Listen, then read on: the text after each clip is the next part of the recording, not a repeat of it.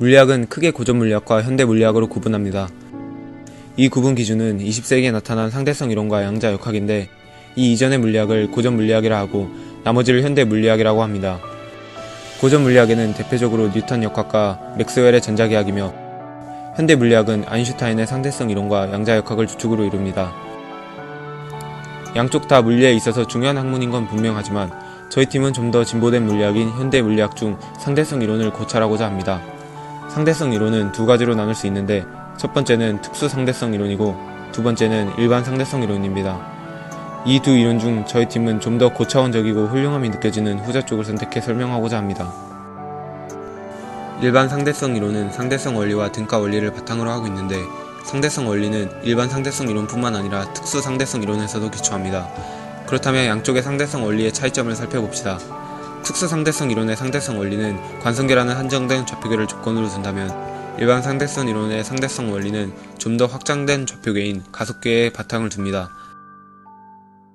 또 하나의 조건인 등가 원리는 중력과 관성력을 구별할 수 없는 원리로, 예를 들어 로켓 안에 관측자가 있다면 관측자의 무게는 로켓의 가속에 따라 달라지는데, 이때 관측자는 몸무게의 변화가 가속에 의한 변화인지 중력에 의한 변화인지 구분할 수 없습니다. 즉 우리는 가속도와 중력이 같다는 결론을 얻을 수 있습니다. 아인슈타인은 이 등가 원리를 이용하여 빛이 중력에 의해 휠 것이라고 예상했습니다. 만약 위로 가속하는 우주선 안에서 관측자가 빛을 쏘아주면 빛의 속도가 일정하고 빛이 우주선 안을 통과하는 동안 우주선이 위로 운동하므로 그 빛은 아래 방향으로 휠 것입니다.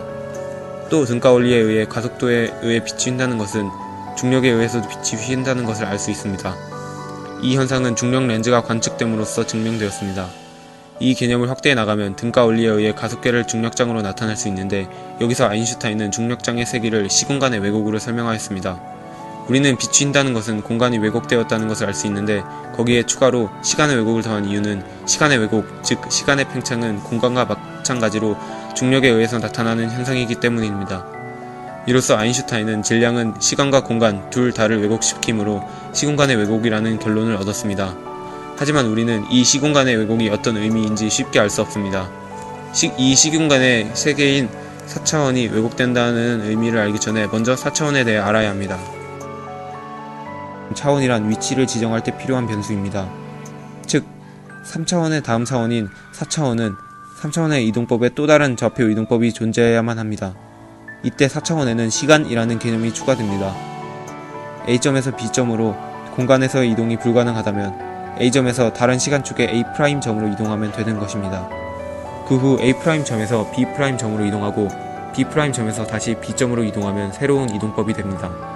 이로써 우리는 4차원은 시공간의 세계라는 것을 알 수 있습니다. 문제는 시공간의 개념을 알더라도 이 시공간의 세계가 왜곡된다는 것을 이해하기 어렵다는 것입니다. 우리가 n차원의 세계의 현상을 이해하려면 n+1차원 이상의 세계에 있어야만 합니다. 우리 인간은 3차원의 공간 차원과 시간 차원만 인식이 가능하므로 우리가 5차원 세계에 존재하지 않는 이상 4차원 세계인 시공간이 왜곡되는 것을 쉽게 이해할 수 없습니다. 그런데 여기서 아인슈타인은 리만 기하학을 도입해 시공간의 왜곡을 설명할 수 있었습니다. 리만 기하학은 우리가 배워왔던 휘어지지 않는 공간에서 성립하는 유클리드 기하학과 달리 팽팽하지 않은 평면이나 삼각형 각도의 합이 180도보다 작거나 클 수 있는 공간에서 성립하는 기하학입니다. 아인슈타인은 리만 기하학을 통해 중력장을 휘어진 공간의 곡률로 설명했습니다. 이는 중력이라는 힘을 시공간의 기하학적 성질로 바꿔버린 것입니다.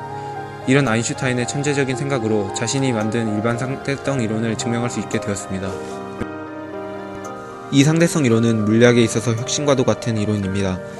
이 상대성 이론과 양자역학이 나타남으로써 물리학의 새로운 발전이 시작되었고, 현재 과학기술은 이런 현대 물리학으로 발전해 나가고 있습니다. 또 이 일반 상대성 이론은 우주로 나아가려 하는 인류의 야망을 이루는 데 있어서 동력과 같은 역할을 했습니다. 일반 상대성 이론은 중력 이론으로서 현재까지 가장 성공적인 이론으로 천문학 기술의 발전에 엄청난 기여를 했습니다.